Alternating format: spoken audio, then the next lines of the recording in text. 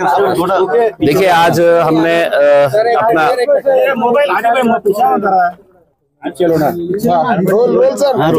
आज अपना वोट डालने के बाद मैं जनता को, महाराष्ट्र की जनता को यही कहना चाहूँगा कि इलेक्शन हम सब के लिए बहुत महत्वपूर्ण है। युवाओं के लिए महत्वपूर्ण है क्योंकि उनको रोजगार चाहिए। किसानों की आत्महत्या महाराष्ट्र के अंदर थमने का नाम नहीं ले रही है, उनके लिए महत्वपूर्ण है। जो हमारे मुद्दे होना चाहिए था, पानी का मुद्दा होना चाहिए था, अच्छी सड़कें होनी चाहिए थी, इंफ्रास्ट्रक्चर के बारे में होना चाहिए था, अच्छी शैक्षणिक सुविधा हम किस तरीके से पहुँचा सकते हैं, हेल्थ का इशू होना चाहिए था। लेकिन दुर्भाग्यवश जितने भी भारतीय जनता पार्टी के नेता यहाँ पर आए, उन्होंने इस माहौल को ख़राब करने की पूरी कोशिश की, पोलराइज करने की कोशिश की। ऐसे ऐसे भड़काऊ नारे देकर चले गए कि बटोगे या कटोगे। हम अमित शाह साहब से और देश के प्रधानमंत्री से पूछना चाहते हैं कि आखिर उनका बोलने का मकसद क्या है, वो किसे क्या कहना चाह रहे हैं, थोड़ा सा हमको भी समझा के बताए करके। आपको ये मुद्दा इस वजह से उठाना पड़ा क्योंकि आपके पास कुछ अच्छा काम दिखाने के लिए नहीं था। दूसरी अहम बात यह है कि इस इलेक्शन के अंदर पैसों का जो नंगा नाच देखने को मिला है और खास तौर से भारतीय जनता पार्टी की तरफ से, वो बड़ा ही घातक है। मैं समझता हूं ये हमारे पूरे डेमोक्रेटिक सिस्टम, इलेक्टोरल सिस्टम को कमजोर करने का काम कर रहा है। एक नया प्रकार आया है, हमने लोकसभा के दौरान देखा था और इस इलेक्शन के अंदर भी देख रहे हैं कि जहां पर पैसा देकर लोगों का वोट खरीदा जा रहा है। रात में ही कितने सारे लोग ये इंक गरीब बस्तियों में जाकर लोगों को इंक लगा रहे थे, 2000-3000 रुपये दे रहे थे, उनका इलेक्शन कार्ड ले रहे थे, आधार कार्ड ले रहे थे। अगर ये सब नंगा नाच चल रहा था तो इलेक्शन कमीशन कहाँ था, पुलिस कहाँ थी और क्यों ऐसी कार्रवाई नहीं की गई है, ये हमारा सवाल हम इलेक्शन कमिशन से करना चाहते हैं। Thank you.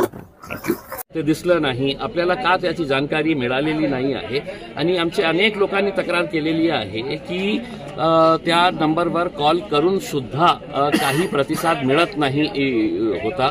लॉ अँड ऑर्डरचं सिच्युएशन होऊ नये म्हणून आम्ही लोकांना थांबवले होते आणि आम्ही लोकांना सांगितलं होतं की जे चाललेलं आहे तुम्ही फक्त पोलिसांना आणि इलेक्शन कमिशनची जे स्क्वॉड आहे त्यांना हे करा।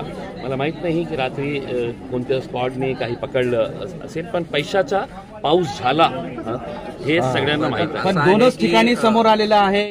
किती असेल ते त्यांनी ठरवले होते की कोणत्याही परिस्थितीमध्ये आपल्याला पुन्हा सत्तेमध्ये यायचं आहे। त्यांचे पश्चिमचे जे कॅन्डिडेट आहे त्यांनी कशा प्रकारे पैशाचा वापर केला, त्यांचे जे पूर्वचे मध्यचे जे कॅन्डिडेट्स आहे ते सगळ्यांनी पैशाचा खूप मोठा वापर केलेला आहे। आणि एक नवीन प्रकार जे इलेक्शन मध्ये आलेला आहे ते मला वाटतं की खूप घातक आहे आणि इलेक्शन कमिशनने याच्या बाबतीत दखल देण्याची आवश्यकता आहे। तुम्हाला आज 7 वाजेच्या अगोदर अनेक असे लोक तुम्हाला दिसतील की ज्यांच्या हातावर शिआय ऑलरेडी टाकलेली होती। रात्री त्यांच्या जे हे कॅन्डिडेट्स आहे अतुल सावेचे ते गाड्यामध्ये फिरत होते आणि अनेक ठिकाणी हे लोकांना 2-2 हजार रुपये, 3-3 हजार रुपये देऊन तुमच्या इलेक्शन कार्ड द्या, आम्हाला तुमचा आधार कार्ड द्या आणि ते इंक लावण्याचं ते काम करत होते।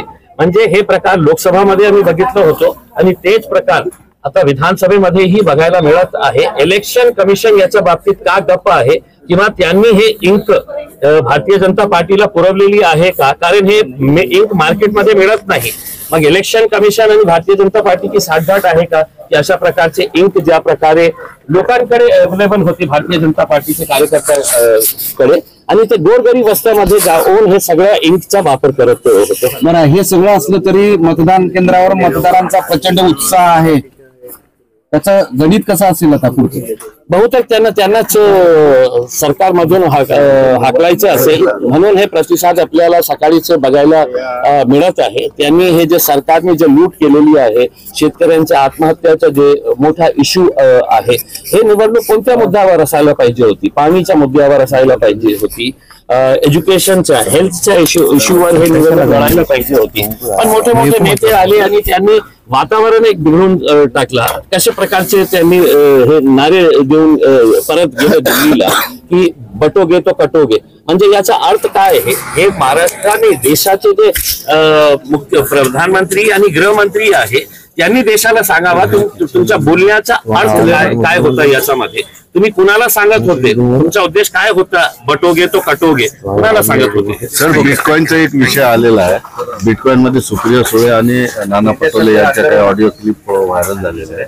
काय म्हणाले तर निवडणुकीच्या मला याच्या बाबतीत खूप जानकारी नाही आहे. सगळे इलेक्शन मध्ये व्यस्त आहे. हे जे नोटा चाललेले होते, तुम्ही कॉइन्सच्या बाबतीत बोलत आहे, मला नोटा खूप महत्वाचे होते.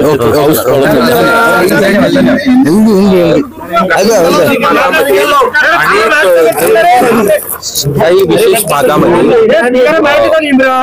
भागामधीलच 4-5 हजार मतदारांची यादी नावं जी आहेत ती गायब झाल्याचं समोर आलेलं आहे. आता आपल्याला लोकसभामध्येही हे तक्रार आलेली होती आणि आम्ही लिहित मध्ये जे आरो होते इलेक्शन कमिशनला दिले होते. आणि हे प्रकार एका शहरामध्ये घडलेला आहे असं नाही आहे. अनेक शहरामध्ये लोकांची तक्रार होती की विना काही कारण असताना त्यांचे नाव वगळण्यात आले होते.